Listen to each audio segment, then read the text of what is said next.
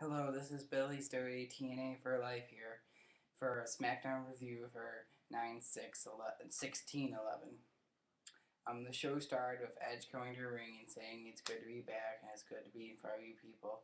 And Cody Rhodes said, "Well, you're pathetic because you're sucking up to all these fans and you sound bitter, even though you won at WrestleMania.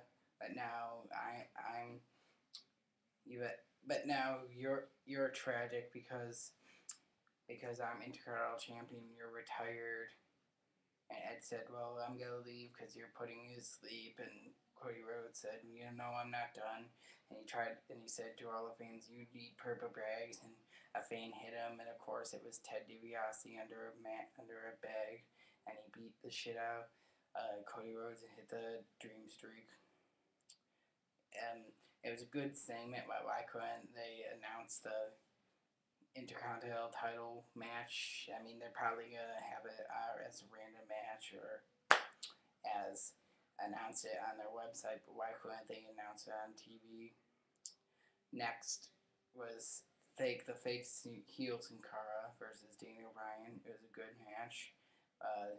Daniel Bryan won by disqualification when Sin Cara kept hitting Daniel Bryan on the ropes, and then the real Sin Cara came out and they faced each other. They had a stare down, and the fake Sin Cara left.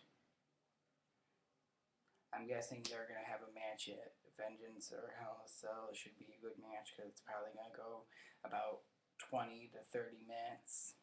I bet that because then they have the same style. Next was a squash match: Beth Phoenix versus AJ. Of course, Beth Phoenix won. I hope Phoenix finally beats Kelly at Night Champions, and I hope they finally do something with the damn Divas division. Next was Sheamus and Justin Gabriel versus Wade Barrett and Christian. And Sheamus said before the match that he chose Justin Gabriel because instead of having an axe or a smasher, he had the 450 splasher. That was a good play on words just before the start of the match. And the match is okay. It was just not good, but not bad. Justin Gabriel and Sheamus won. Just a type of match. And and then there was uh, uh,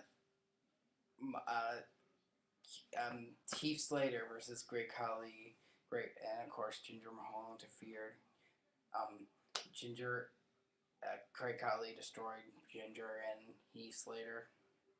At least he finally looks strong instead of him always lose like when he was paired up with Ginger. And next was um, R-Truth versus Evan Bourne with Kofi Kingston and Miz on commentary before the match. Miz and Truth came out to a rap.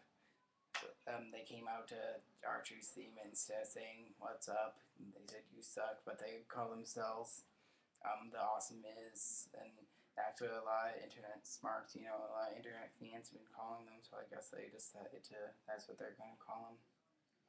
And then the cutting edge. This was the best thing of the night. Um, Randy cut good promos. Edge cut good promos. Mark Henry cut good promos. And then